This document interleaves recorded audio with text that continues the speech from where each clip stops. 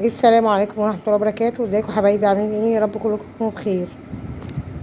موضوعنا النهارده عن الشيخ رمضان، وكمية التعليقات اللي نازلة ترخ عليه زي المطر، وكمية الناس اللي راضي واللي مش راضي، واحنا قاعدين كده اللي جزء راضي على اللي هو بيعمله وجزء مش راضي. الشيخ رمضان راجل دين، راجل محترم، كلنا بنحبه، كلنا بنسمع كلامه.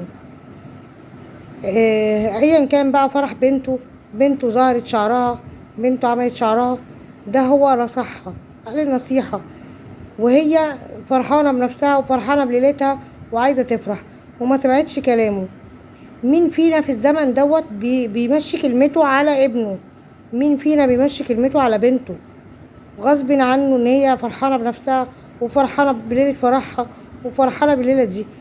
قولوا لي مين فيكم بيمشي كلمته على بنته؟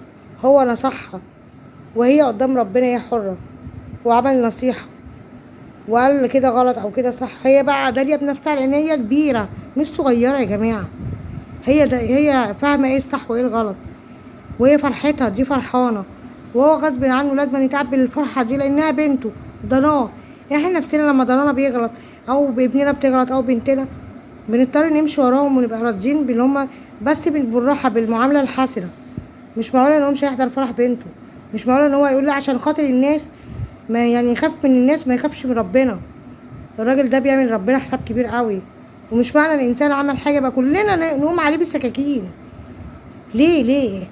احنا المفروض نتعاطف ونتكلم كلمة ترضي ربنا، وما نطلعهاش وحشة، نطلعها كويسة. نرضي ربنا بالكلمة الكويسة، بالكلمة الحسنة، بالكلمة الطيبة. يا جماعة الراجل ما غلطش، الراجل دي بنته، وهي ما غلطتش برضه، دي فرحها. ايا كان بقى ايا كان هي لبست حجاب ما لبستش حجاب، هي فرحانه بليلتها. بلاش ان احنا نكسر فرحه الناس. بلاش ان احنا كل قاعدين على الواحده للناس، قاعدين الواحده على الشيخ وللي مش. يا جماعه ده شيخ عارف ربنا، بيقول الكلمه الكويسه، بينصحنا النصيحه الحسنه زي ما بينصح عياله.